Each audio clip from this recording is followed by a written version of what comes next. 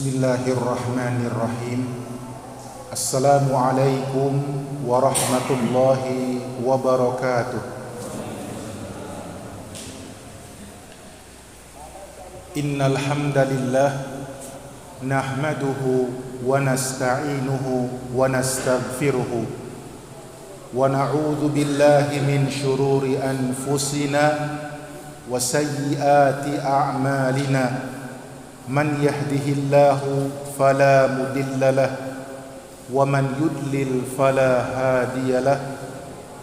Wa ashhadu an la ilaha illallah wahdahu la syarika lah wa ashhadu anna Muhammadan abduhu wa rasuluhu sallallahu alaihi wa ala alihi wa sahbihi ajma'in.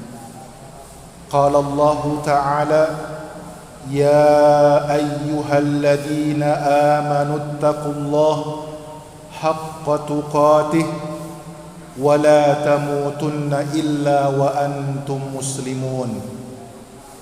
Amma ba'du, fa inna asdaqal hadithi kitabullah wa khairal huda huda nabiyyina Muhammadin sallallahu alaihi wasallam, wa syarral umuri muhdatsatuha, fa inna kulla muhdatsatin bid'ah wa kulla bid'atin dhalalah wa kulla dhalalatin finnar.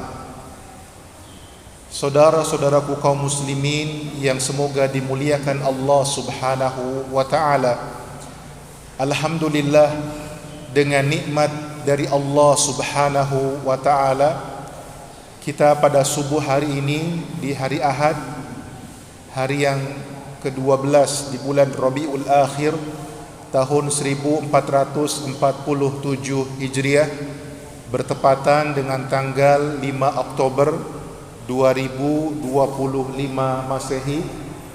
Alhamdulillah, dengan nikmat Allah bisa hadir kembali di majlis ini untuk bersama-sama saling mengingatkan di antara kita dalam kebenaran, dalam kesabaran, dan dalam kasih sayang.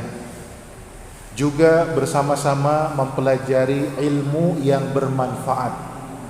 Kita mohon pada Allah Subhanahu wa ta'ala, semoga Allah Azza wa Jalla karuniakan pada kita semua ilmu yang bermanfaat, rezeki yang halal, dan amal ibadah yang diterima.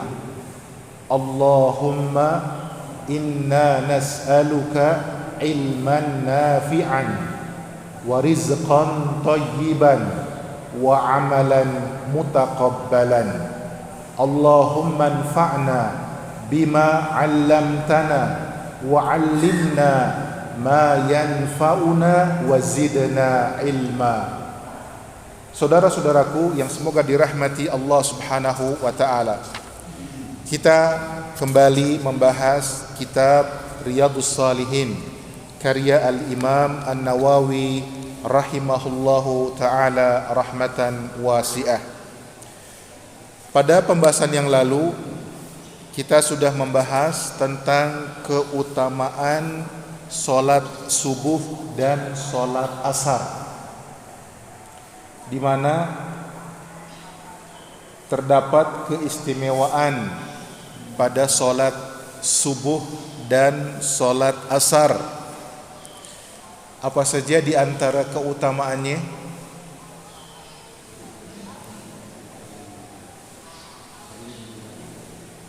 Mendapatkan perlindungan dari Allah Subhanahu wa ta'ala. Kemudian apa lagi?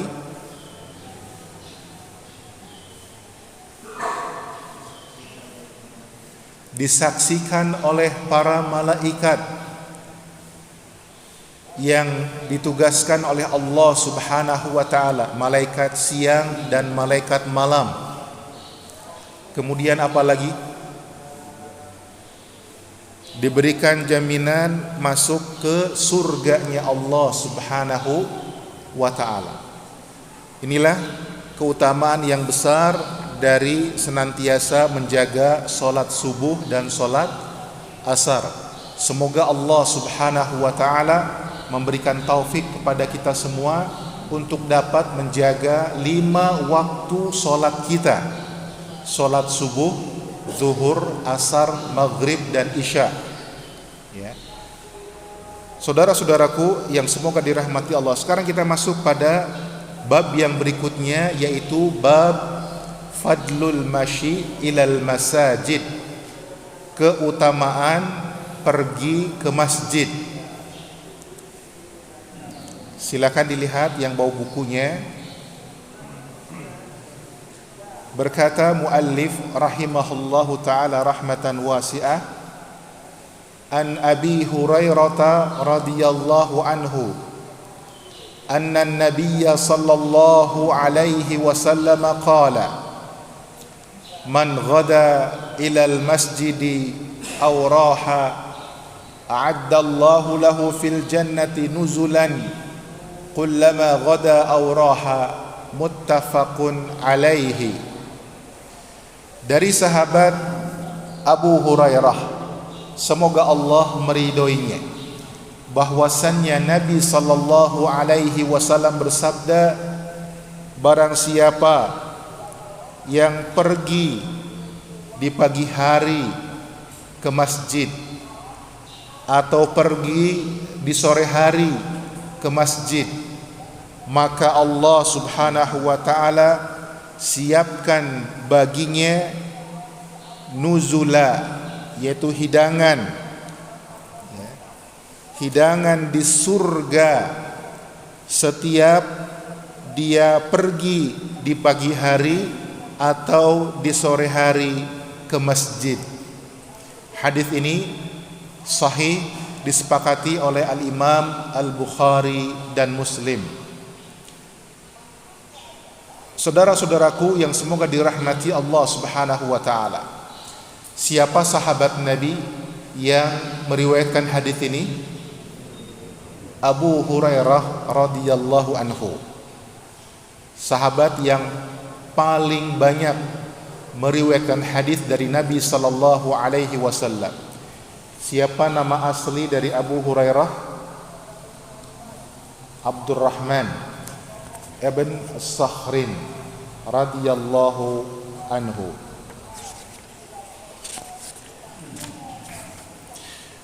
Kemudian matan atau isi dari hadis yang mulia ini, yaitu sabda Rasulullah sallallahu alaihi wasallam, barang siapa yang berangkat di pagi hari menuju ke masjid atau berangkat di sore hari menuju ke masjid, ya, yang tentunya berangkat ke masjid dengan tujuan untuk apa? Untuk sholat berjamaah. Lihat ganjarannya, maka Allah Subhanahu wa ta'ala menyiapkan untuk orang tersebut hidangan di surga. Setiap kali orang tadi di pagi hari berangkat ke masjid atau di sore hari berangkat ke masjid, ya. Di sini an-nuzulu maksudnya adalah hidangan yang biasa disiapkan untuk tamu, ya, pada saat kedatangannya. Kalau bapak-bapak kedatangan tamu yang dihormati, maka umumnya akan menyiapkan hidangan, makanan, minuman, atau yang semisalnya yang terbaik untuk tamu yang dihormati tersebut. Bukankah demikian? Dan ini, ya, bagi mereka yang pergi ke masjid untuk sholat berjamaah, maka Allah Subhanahu wa ta'ala yang memberikan hidangan tersebut. Dan hidangannya hidangan di surganya Allah Subhanahu wa ta'ala. Saudara-saudaraku yang semoga dirahmati Allah Subhanahu wa ta'ala, maka, ya, inilah keutamaan yang pertama tentang berangkat ke masjid dengan tujuan untuk melaksanakan sholat berjamaah. Ya. Ada janji yang disampaikan oleh Rasulullah sallallahu alaihi wasallam yang pasti akan terjadi. Apa itu? Mereka yang rajin berangkat ke masjid dari rumahnya di pagi hari. Maksud di pagi hari di sini adalah untuk melaksanakan sholat apa? Sholat subuh. Ya. Dari rumahnya berangkat ke masjid untuk sholat subuh berjamaah. Maka Allah subhanahu wa ta'ala siapkan untuk muslim tersebut hidangan di surga setiap kali.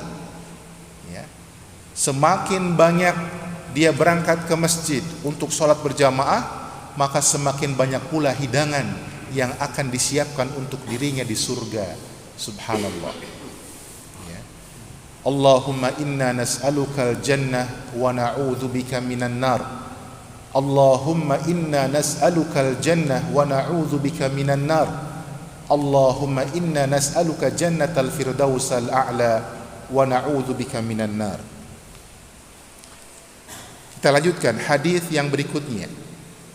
Hadis yang kedua di bab ini atau nomor 1054. Wa anhu anna nabiyya sallallahu alaihi wasallam qala man tatahhara fi baitihi thumma madha ila baitin min buyutillahi liyaqdiya faridatan min faraidillahi kanat khutuwatuhu ihdaha tahuttu khati'atun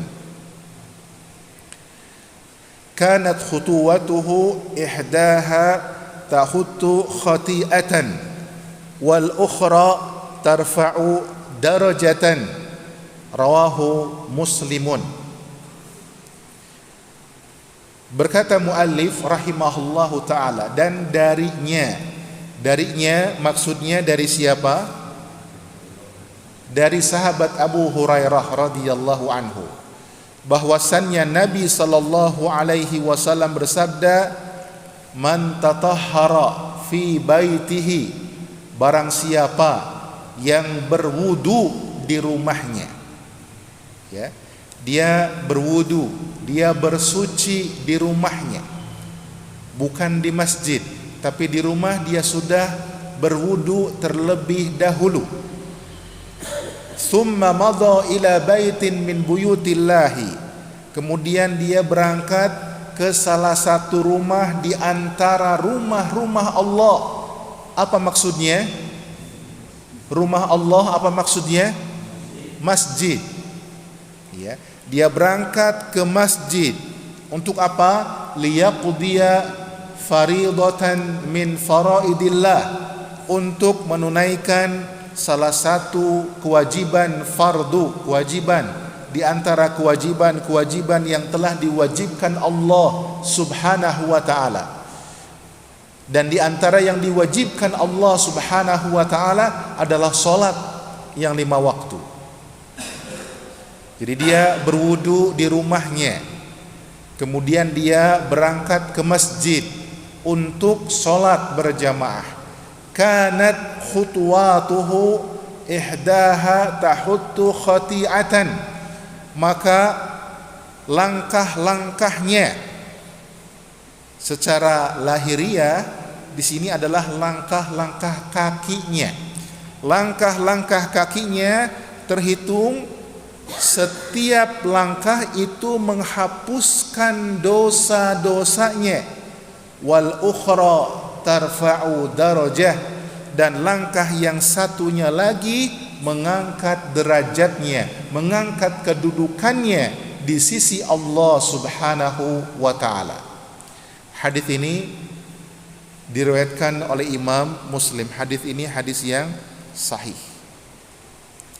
Saudara-saudaraku yang semoga dirahmati Allah Subhanahu wa taala, dari hadis yang mulia ini terdapat keutamaan yang lain dari berangkat ke masjid untuk sholat berjamaah. Apa itu keutamaannya?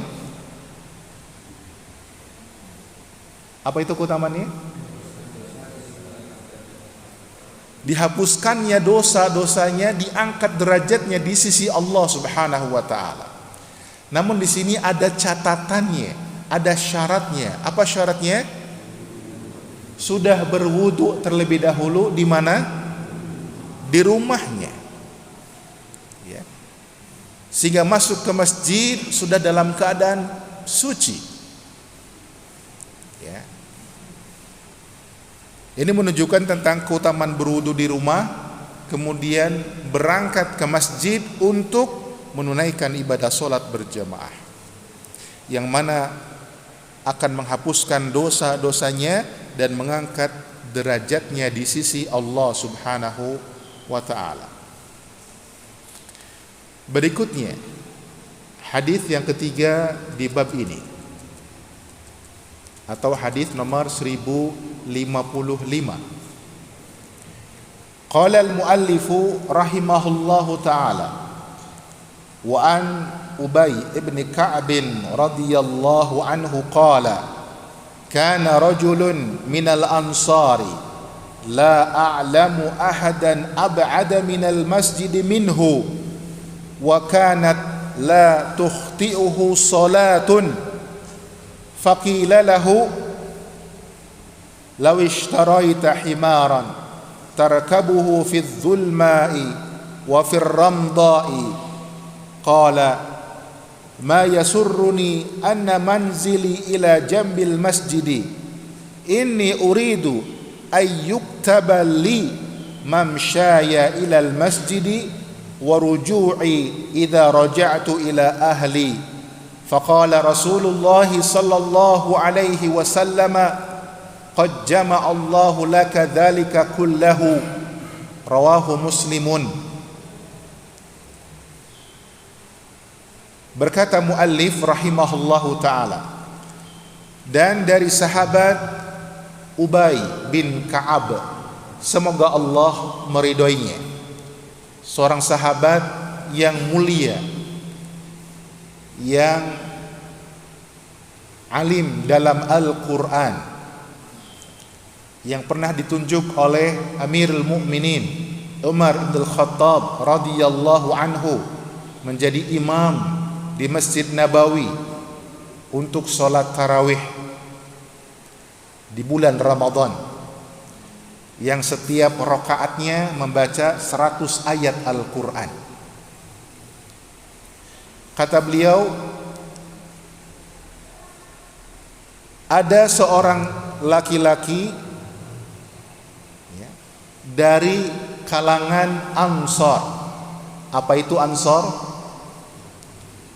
Sahabat yang sebelumnya sudah tinggal di kota Madinah dan membantu menolong sahabat-sahabat yang hijrah dari Mekah ke Madinah, ya.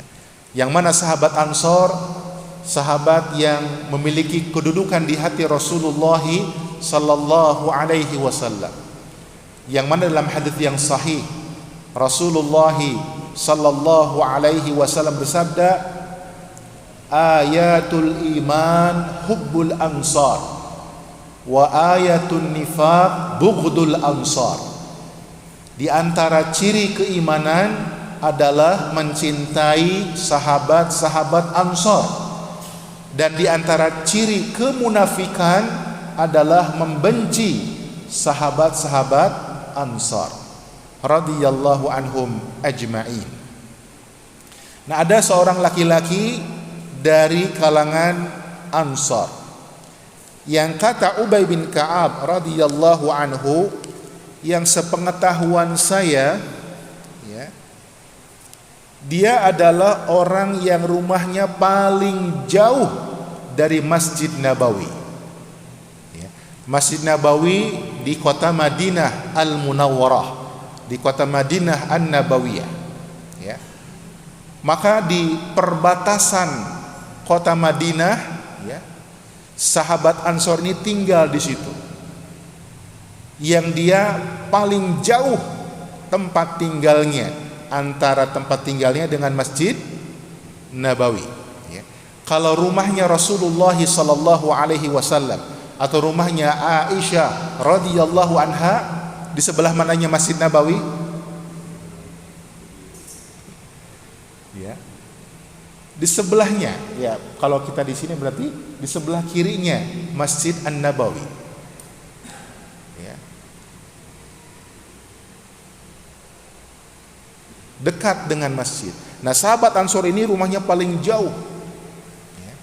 Ini kalau kita sekarang sedang ada di perumahan Bukit Asisi Omas, yang paling jauh rumahnya di mana nih? Ya. Paling jauh rumahnya, paling jauh.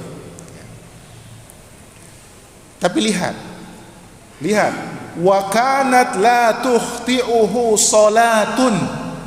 Walaupun rumahnya paling jauh dari Masjid Nabawi, dia tidak pernah ketinggalan satu sholat berjamaah pun di Masjid Nabawi.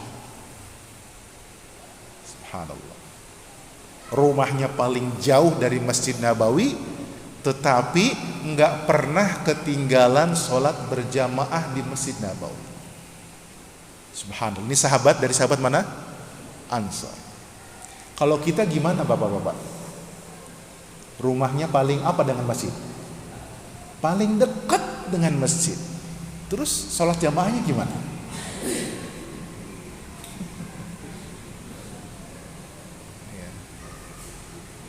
Ini menunjukkan begitu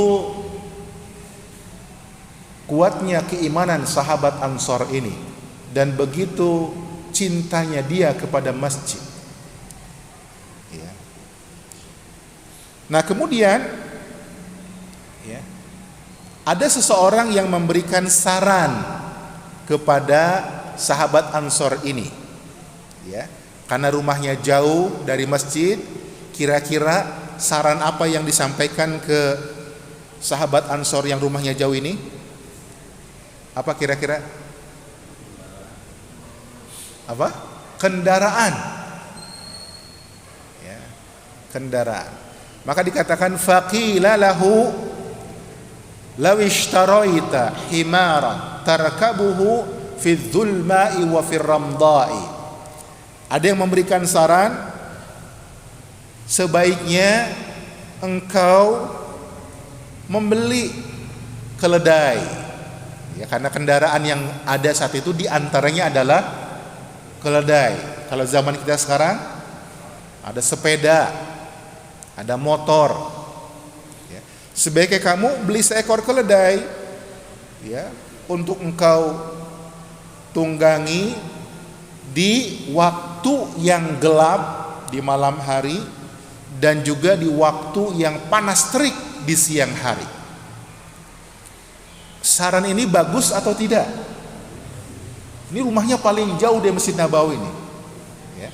Bagus apa tidak sarannya?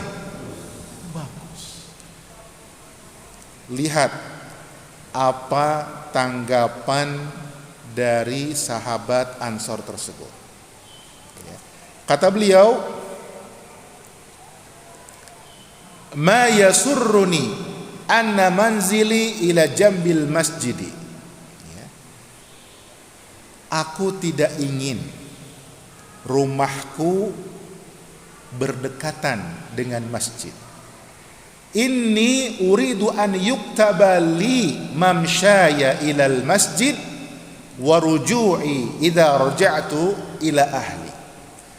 Aku ingin agar kepergianku dari rumah menuju ke masjid dan kepulanganku dari masjid ke rumahku itu dicatat pahalanya untukku.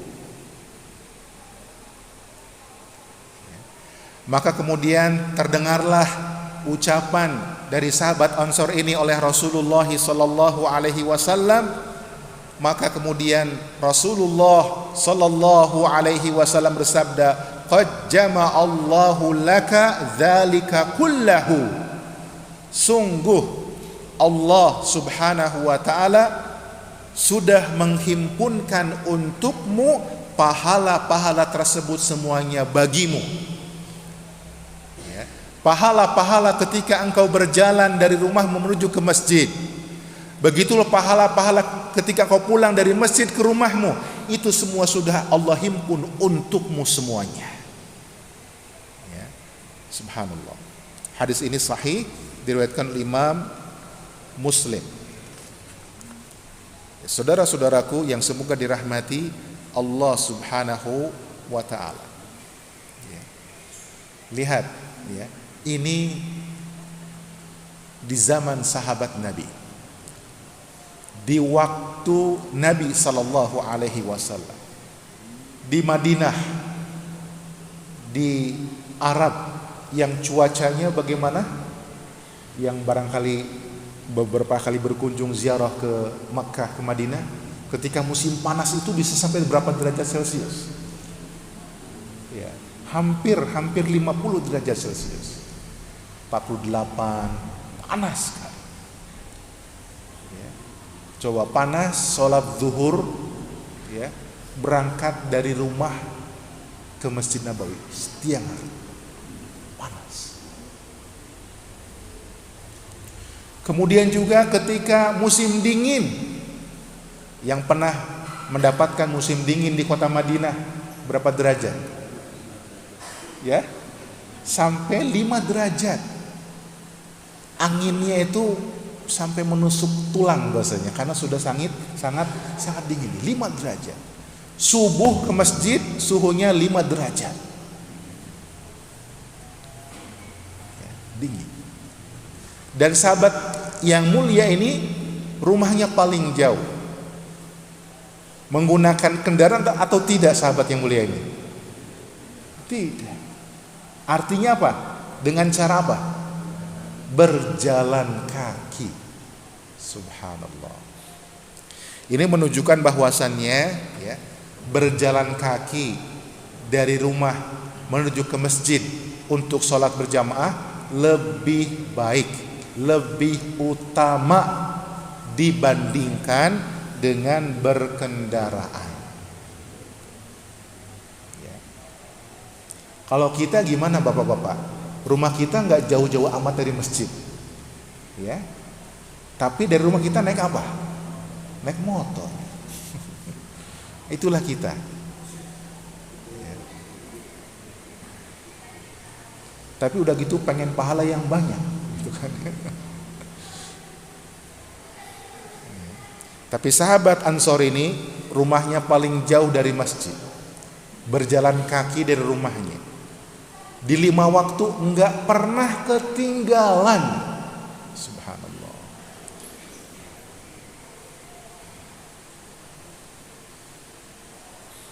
Yang mana menurut sabda Rasulullah sallallahu alaihi wasallam, salatul jamaati afdalu minas salatil faddi bisab'in wa 20 darajah. Ya. Salat berjamaah lebih utama daripada salat sendirian sebanyak 27 derajat.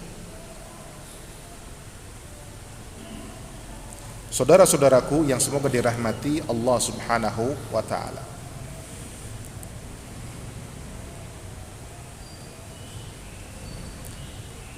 Apa yang menarik, yang bermanfaat yang kita dapatkan dari hadis ini? Kalau hadis sebelumnya adalah berangkat ke masjid, menghapuskan dosa, meninggikan derajat. Dalam hadis ini apa yang baru yang kita dapatkan? Pulang dari masjid menuju ke rumah juga dicatat pahalanya. Subhanallah. Jadi pulang pergi, enggak cuma berangkat doang, tetapi pulangnya juga dari masjid ke rumah pun dicatat pahalanya oleh Allah Subhanahu wa ta'ala. Ini adalah karunia yang sangat besar dari Allah Subhanahu wa ta'ala. Saudara-saudaraku yang semoga dirahmati Allah Subhanahu wa ta'ala. Berikutnya hadis nomor 1056.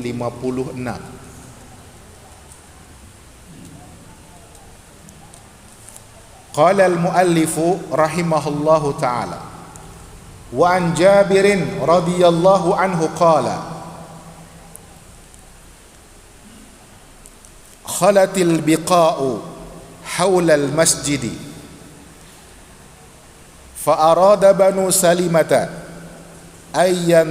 ayyantaqilu qurbal masjidi fa balagha dhalika an-nabiy sallallahu alaihi wasallam fa qala lahum balaghani annakum turiduna an tantaqilu qurbal masjid qalu na'am ya Rasulullah qad aradna dhalik faqala ya bani Salimah diyarakum tuktabu atharukum diyarakum tuktab atharukum faqalu ma yasurruna anna kunna tahawwalna rawahu Muslimun wa rawal Bukhari ma'nahu min riwayatin Anasin radhiyallahu an.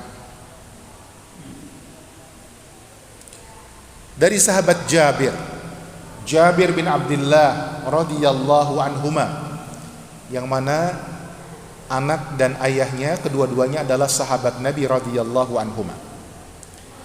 Kata beliau, khalatil biqa'u hawlal masjidi. Suatu waktu pernah di lokasi Masjid Nabawi itu kosong.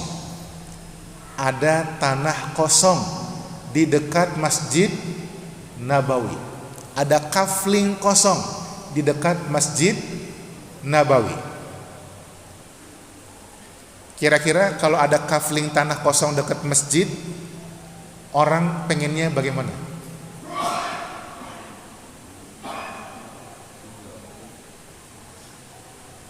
Beli di situ, tinggal di situ.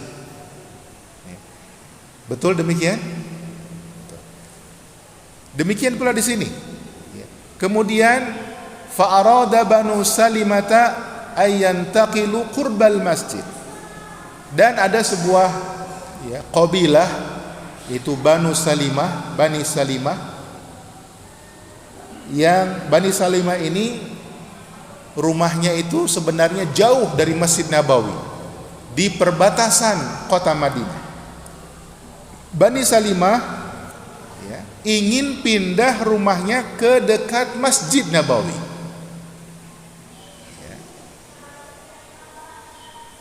Masjidnya Rasulullah sallallahu alaihi wasallam, yang salat di masjid Rasulullah sallallahu alaihi wasallam keutamaannya berapa kali lipat? 1000 kali lipat.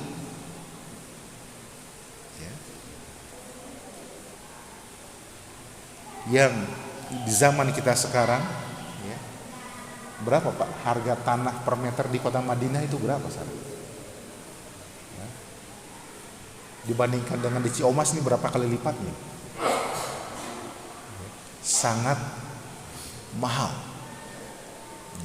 Mungkin per meternya kalau bahasa kita sudah miliaran rupiah per meter persegi.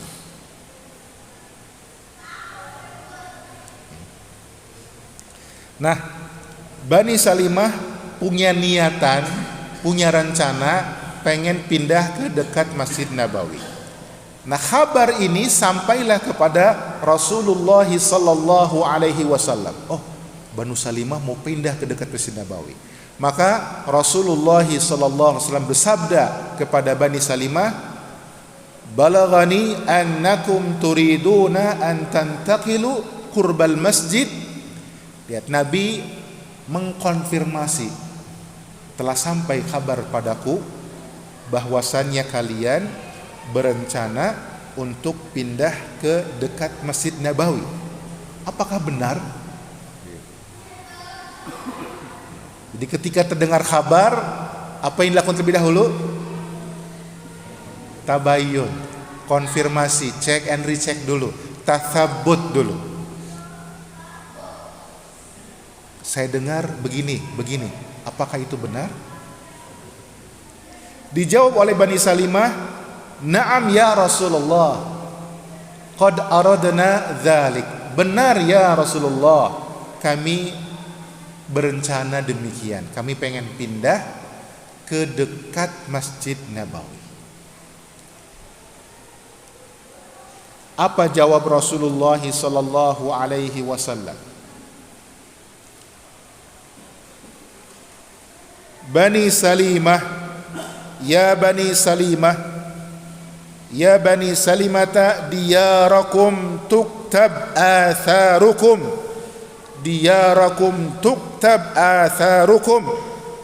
Wahai Bani Salimah, hendaklah kalian tetap tinggal di perkampungan kalian, niscaya dicatatlah pahala langkah-langkah kakimu.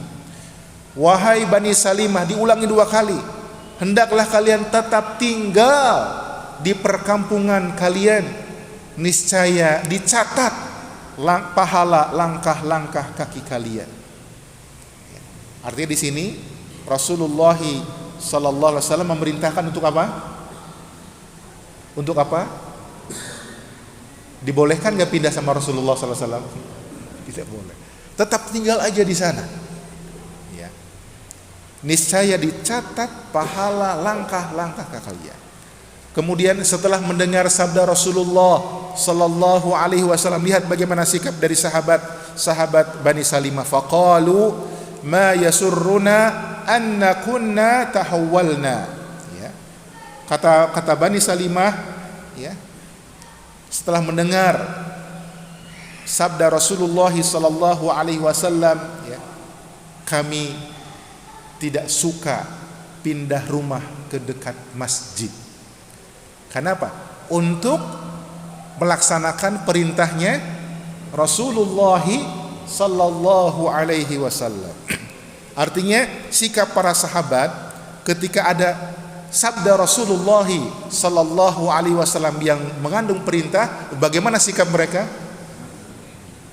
Sami'na wa ata'na, kami dengar dan kami taat. Bahasa sekarang siap 86 komandan, itu kan ya. Sudah betul-betul. Enggak bertanya lagi.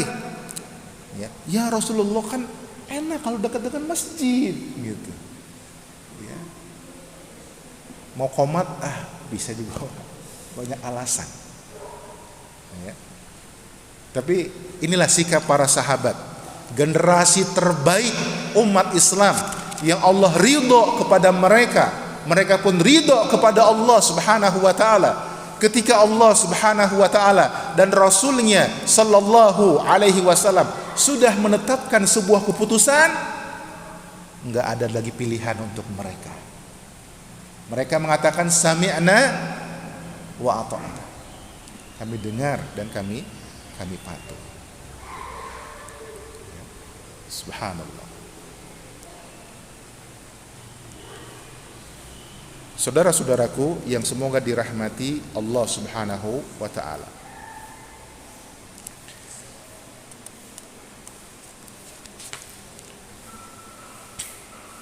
Dari hadis yang mulia ini, ya, ada faidah yang dapat, ya, kita petik. Di antaranya,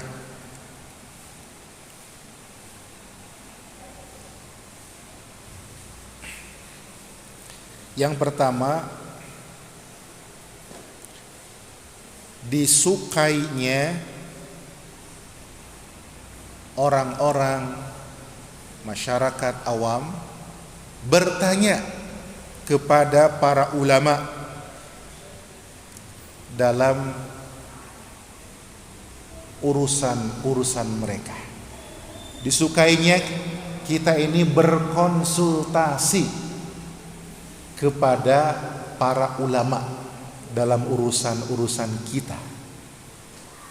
Sudah jelas kalau dalam urusan agama, urusan din, fas'alu ahla dzikri in kuntum la ta'lamun.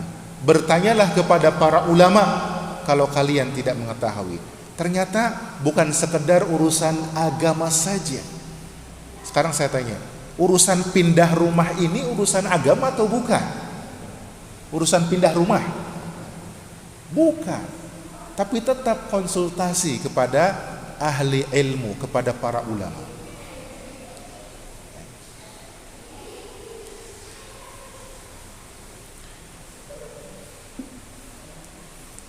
Kemudian yang berikutnya, semakin banyak langkah-langkah kaki menuju ke masjid untuk sholat berjamaah, maka semakin banyak pula pahala-pahala yang didapatkannya. Semakin jauh rumahnya dari masjid, kemudian dia berangkat dari masjid melangkahkan kakinya untuk sholat, maka semakin banyak pula pahala-pahalanya. Ya.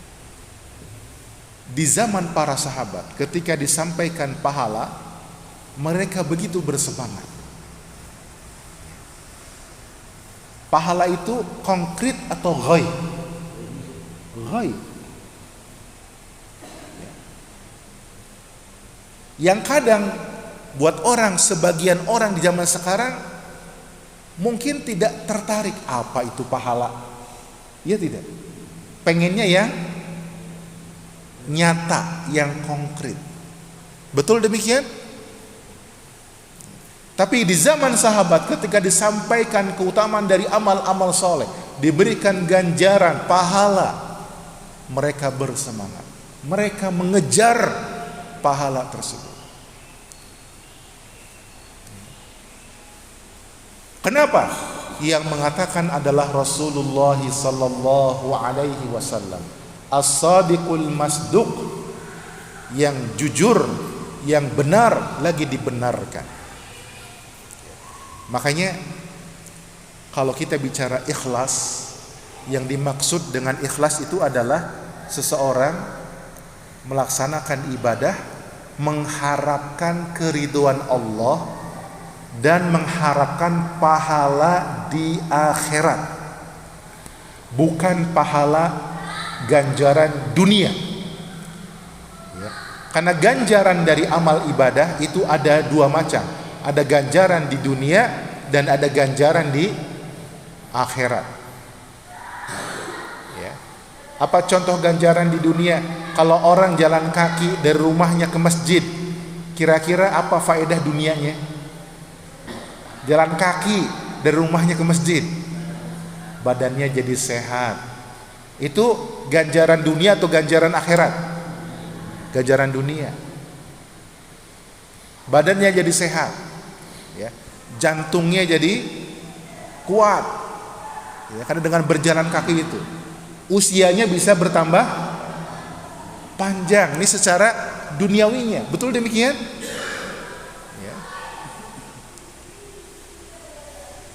Ya, menurut penelitian, orang yang usianya panjang itu karena mereka rajin berjalan kaki. Cuman sebagian kita ini aja kayaknya yang malas berjalan kaki, betul ya? Tapi pengennya usianya panjang, tapi jalan kaki malas.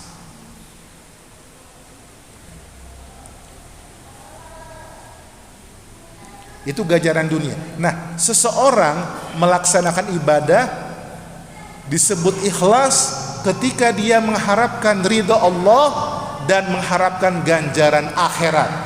Sekarang ganjaran akhirat apa? Ketika berjalan dari rumahnya ke masjid untuk sholat, pahala, dihapuskannya dosa, itu ganjaran akhirat.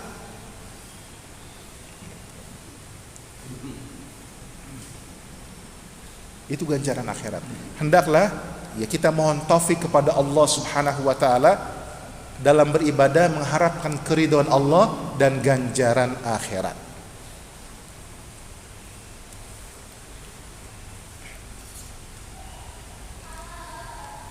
Berikutnya,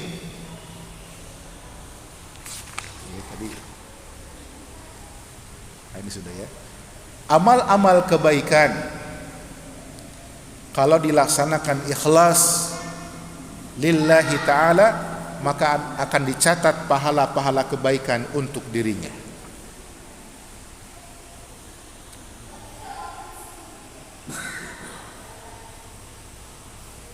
Saudara-saudaraku yang semoga dirahmati Allah Subhanahu wa ta'ala,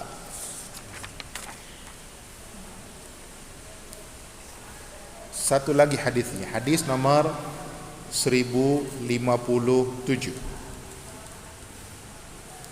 Qala al-muallifu rahimahullahu ta'ala, wa an Abi Musa radhiyallahu anhu qala qala Rasulullah sallallahu alaihi wasallam, inna a'dhaman nasi ajran fis salati ab'aduhum ilaiha mamshan fa ab'aduhum walladhi yantadiru as-salata hatta yusalliyaha ma'al imami a'dhamu ajran minalladhi yusalli thumma yanam. Muttafaqun alaihi.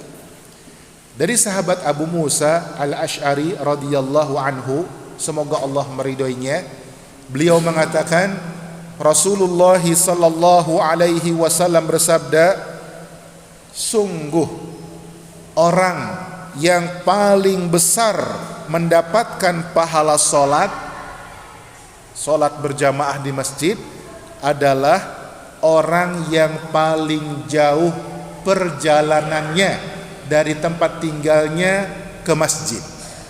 Itu adalah orang yang paling besar mendapatkan pahala solat. Kemudian yang kedua, yang paling besar mendapatkan pahala solat adalah walladzi yantadiru sholata hatta yusalliyaha ma'al imam. Yang kedua, orang yang menunggu solat berikutnya supaya mereka dapat solat berjamaah bersama dengan imam solat, maka itu orang yang paling besar pahalanya. A'dhamu ajran minalladzi yusalli thumma yanam. Itu lebih besar pahalanya daripada orang yang ikut solat berjamaah, kemudian setelah solat berjamaah selesai dia tidur. Hadis ini sahih, disepakati oleh Imam Al-Bukhari dan Imam Muslim. Saudara-saudaraku yang semoga dirahmati Allah Subhanahu wa ta'ala, dari hadis yang mulia ini kita ambil faidah bahwasannya semakin banyak langkah kaki ke masjid, maka semakin banyak pula apanya? Pahalanya. Maka orang yang paling besar, paling banyak pahalanya, yang rumahnya paling jauh dari masjid, kemudian berjalan kaki ke masjid untuk sholat berjamaah.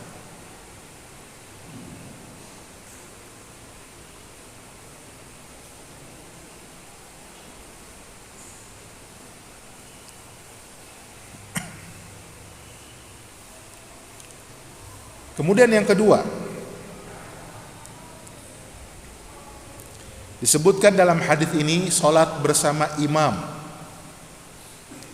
Imam sholat tentu ada kriteria menjadi imam sholat, yaitu orang yang faqih, orang yang faham tentang Islam, orang yang paling bagus dalam membaca Al-Quran. Aqra'ukum bi kitabillah. Ini yang idealnya demikian. Orang yang faqih, orang yang memahami ajaran Islam, orang yang paling bagus dalam membaca Al-Quran.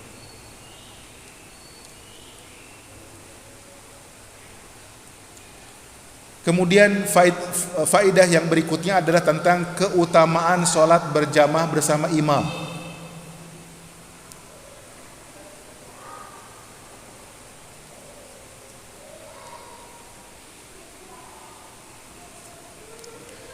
Yang terakhir, besarnya pahala menunggu sholat berjamaah yang berikutnya, kemudian ikut sholat berjamaah tersebut.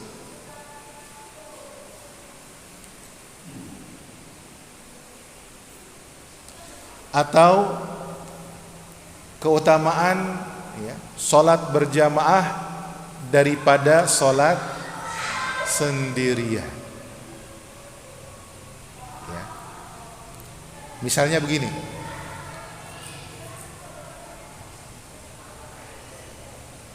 Bapak berangkat ke sebuah kota lain, Bapak safar.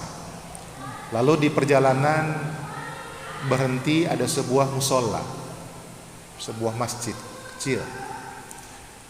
Sudah masuk waktu sholat,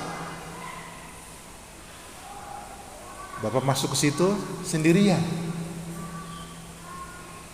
Ini kemana ya orang-orang? Kemudian Bapak sholat sendirian akhirnya. Kemudian berangkat. Ternyata orang-orang baru datang kemudian. Nah, menunggu supaya bisa sholat berjamaah lebih baik, lebih besar pahalanya daripada sholat duluan dengan cara sendirian. Gitu ya. Pernah mengalami yang seperti ini?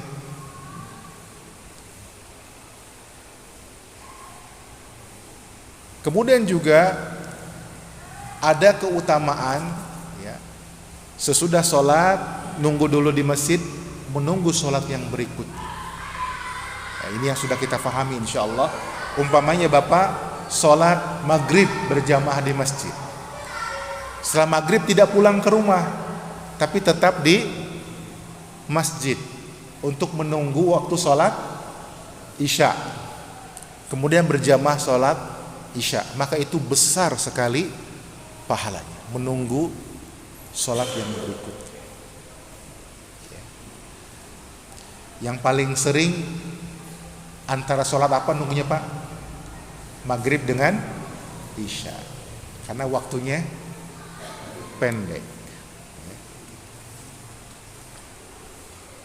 Adakah yang nunggu zuhur ke asar?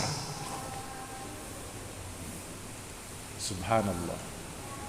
Asar ke maghrib, Masya Allah. Atau isya ke subuh.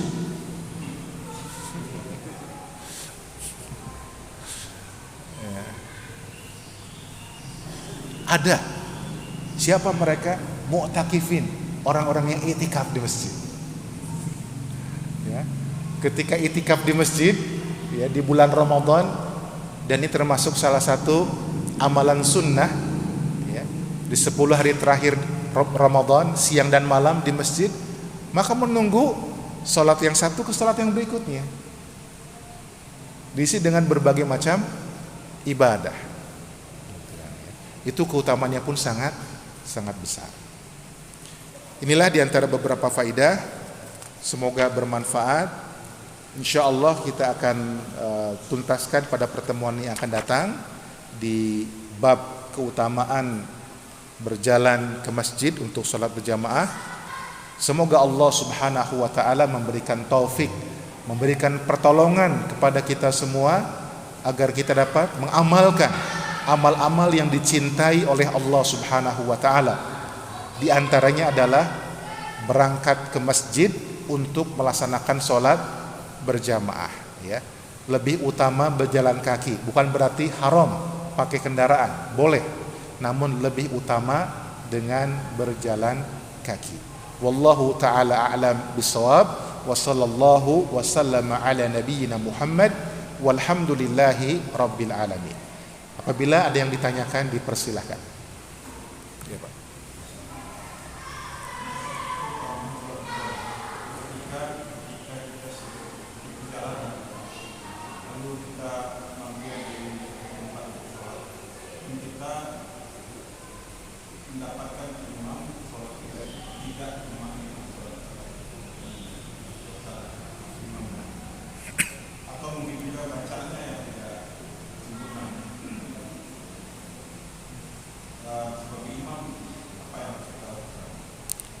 kita sebagai jamaah kan, sebagai makmum ya. Baik, bagus pertanyaan Pak. Terima kasih, barakallahu fiik. Beliau bertanya, ketika kita sedang melakukan perjalanan, melakukan safar, kita singgah di sebuah tempat, ada sebuah musola, sebuah masjid untuk sholat. Namun ternyata sholat tersebut tidak tumakninah, sedangkan tumakninah adalah rukun sholat ya. Atau bacaan imamnya keliru, tidak salah, tidak sesuai dengan kaidah-kaidah tajwid, ada kesalahan-kesalahan. Bagaimana sikap kita sebagai jamaah, sebagai makmum? Saudara-saudaraku yang semoga dirahmati Allah Subhanahu wa ta'ala, secara asal kalau kita sedang safar, maka kita orang yang disebut musafir, orang yang sedang safar, maka kita disunnahkan untuk mengqashar, meringkas sholat kita. Zuhur yang awalnya 4 rakaat menjadi 2 rakaat. Asar yang awalnya 4 rakaat menjadi 2 rakaat. Isya yang awalnya 4 rakaat menjadi 2 rakaat. Maghrib yang awalnya 3 rakaat menjadi tetap 3 rakaat ya, jangan dikosor. Ini sunnah bagi musafir. Dan sunnah ini dilakukan ketika sesama mereka melaksanakan sholat berjamaah, sesama mereka, atau ada di antara mereka yang jadi imam sholat ya. Maksudnya bagaimana? Bapak sedang musafir, singgah di sebuah musola, lalu Bapak dipersilahkan, ditunjuk oleh pengurus DKM-nya untuk jadi imam sholat, gitu maksudnya. Gitu maksudnya ya. Nah, berarti sudah diizinkan. Yang tidak boleh itu adalah nyelonong langsung jadi imam. Itu tidak diperbolehkan. Ini diizinkan, bahkan dipersilahkan. Bapak saya jadi imam, karena mungkin melihat dari penampilannya mungkin, atau dikenal sebagai seorang ustadz. Nah, maka imam ini mengatakan, saya sedang musafir, saya sedang dalam perjalanan, dan saya akan mengqashar sholat saya. Umpamanya sholatnya sholat zuhur, saya akan mengqashar sholat zuhur yang awalnya 4 rakaat menjadi 2 rakaat. Jadi ada pengumuman dulu, disampaikan dulu ya. Maka ketika saya salam, nanti saya salam kepada Anda yang penduduk setempat di sini, Anda silakan bangkit ke rakaat ketiga, selesaikan sampai 4 rakaat, kemudian salam. Tapi saya dan teman-teman yang sedang dalam perjalanan akan mengqashar cukup 2 rakaat saja. Ini kalau ditunjuk menjadi imam ya.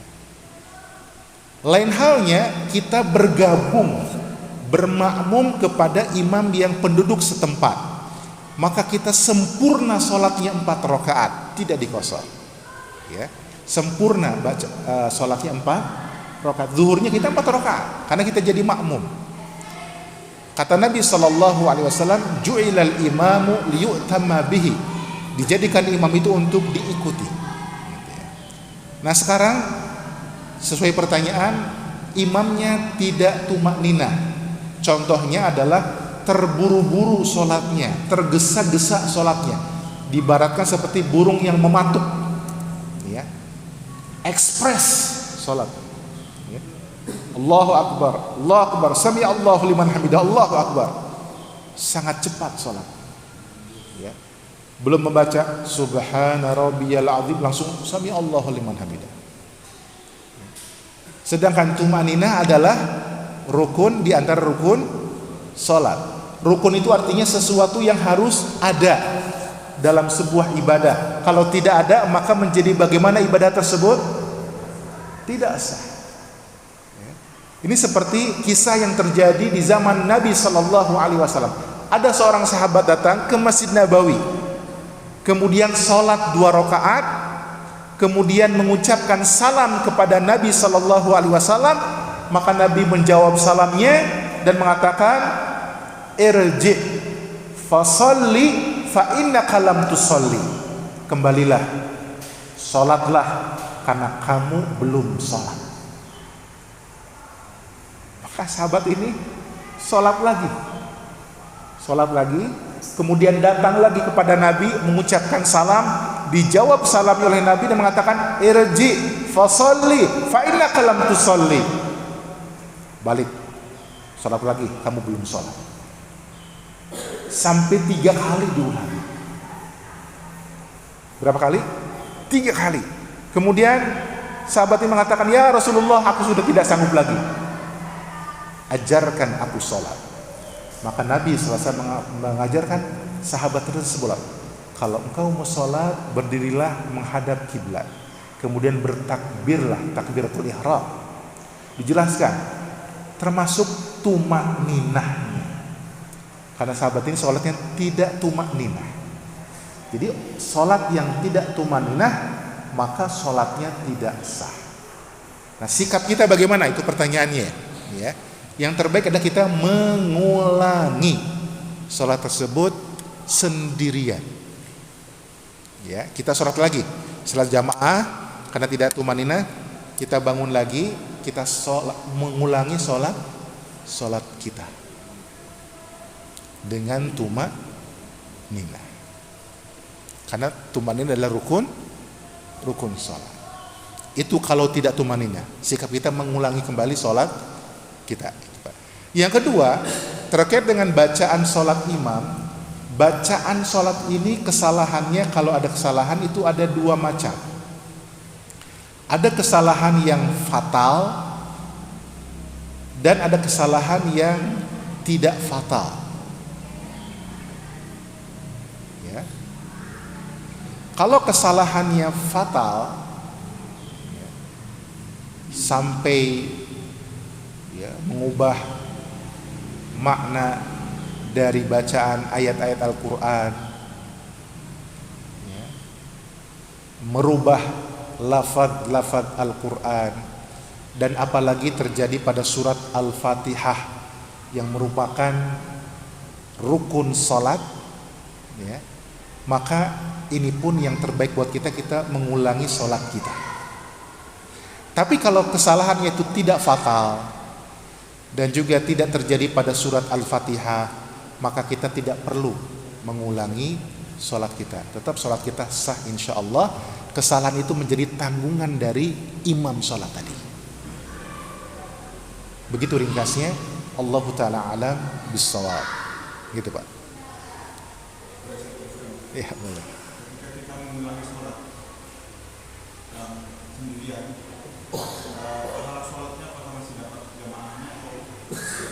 ya, Masya Allah, bagus. Ketika dia mendapati sholatnya tidak tumanina, kemudian dia ulangi sholatnya, apakah dia tetap mendapatkan pahala berjamaah? Maka insya Allah dia tetap mendapatkan pahala sholat berjamaah, karena sudah niat dia singgah di situ untuk melaksanakan sholat berjamaah, bukan melaksanakan sholat sendirian. Ya, tetap insya Allah mendapatkan pahala sholat berjamaahnya. Allah ta'ala alam bissawab. Gitu Pak. Ada lagi? Cukup insya Allah ya. Satu lagi.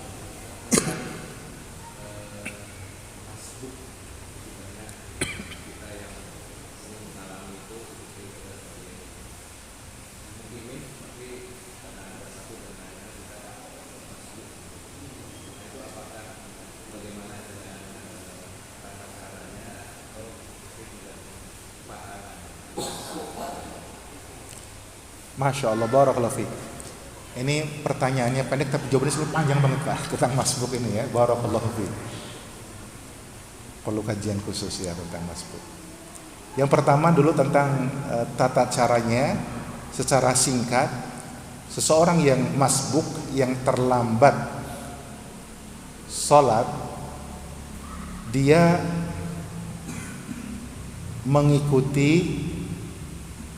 memulai sholatnya dengan mengikuti gerakan imam pada saat dia mendapatkan sholat berjamaah. ketika dan diawali tetap dengan takbiratul ihram. Umpamanya ketika mendapati jamaah sholat dan imam sholat sedang sujud, maka caranya adalah dia bertakbiratul ihram terlebih dahulu. Setelah bertakbiratul ihram, maka dia sujud. Ya. Kesalahan yang sering terjadi adalah langsung sujud tanpa takbiratul ihram. Ini kesalahan yang sering dijumpai. Ya. Dia langsung pahami, langsung sujud tanpa takbiratul ihram. Padahal takbiratul ihram termasuk diantara rukun sholat yang harus dilakukan. Ringkasnya demikian. Tentang pahala, tentu berbeda antara pahala orang yang datang di awal waktu ke masjid untuk sholat berjamaah. Berbeda pahala orang yang di shaf pertama sholat berjamaah dengan shaf yang ada di belakangnya. Orang yang masbuk tentu pahalanya tidak sebanyak dengan orang yang tepat waktu ketika sholat berjamaah. Dia tetap dapat pahala, namun tentu tidak sebanyak mereka yang lebih dulu. Dalam hadis yang saya disebutkan tentang keutamaan bersegera datang ke masjid untuk sholat Jumat. Ya. Orang-orang yang di barisan pertama atau yang paling datang pertama atau kloter pertama mendapatkan pahala seperti apa? Seperti onta. Yang masuk di gelombang kedua seperti sapi. Yang masuk di gelombang ketiga seperti kambing. Masuk di gelombang keempat seperti ayam. Masuk gelombang ketiga seperti telur ayam. Yang terlambat, ya udah gimana? Paling akhir telur ayam, Pak. Disebut dalam hadis yang sahih, telur ayam. Ya. Nah ini masbuk. Ya gimana tuh? Telur aja nggak dapat kali ya. Apa telur puyuh kali, wallahu alam shawab gitu kan ya. Artinya semakin kecil, ya, semakin kecil. Maka yang terbaik adalah bersegera, ya, di awal waktu di shop yang paling depan. Ingin tadi niatnya mengejar pahala, mengejar ganjaran di akhirat dan ridha Allah Subhanahu wa taala. Wallahu taala alam bisawab. Yang benar datangnya dari Allah Subhanahu wa taala. Yang salah datang dari saya dan gangguan syaitan, dan saya mohon ampun pada Allah Subhanahu wa taala. Kita tutup dengan berdoa kepada Allah Subhanahu wa taala. Allahumma qsim lana min khasyatika ma tahulu bihi bainana wa baina ma'asik, wa min ta'atika ma tuballighuna bihi jannatak, wa minal yaqini ma tuhawwinu bihi alaina masa'ibad dunya. Allahumma matti'na bi asma'ina wa absarina wa quwwatina ma ahyaitana waj'alhu al-waritha minna waj'al tha'rana 'ala man zalamana wansurna 'ala man 'adana wa la taj'al musibatana fi dinina wa la taj'alid dunya akbara hammina wa la mablagha ilmina wa la tusallit 'alaina man la yarhamuna. Subhanakallahumma wa bihamdika asyhadu an la ilaha illa anta astaghfiruka wa atubu ilaik. Wa sallallahu wa sallama ala nabiyyina Muhammad wa ala alihi wa sahbihi ajma'in walhamdulillahi rabbil alamin. Wassalamu alaikum warahmatullahi wabarakatuh.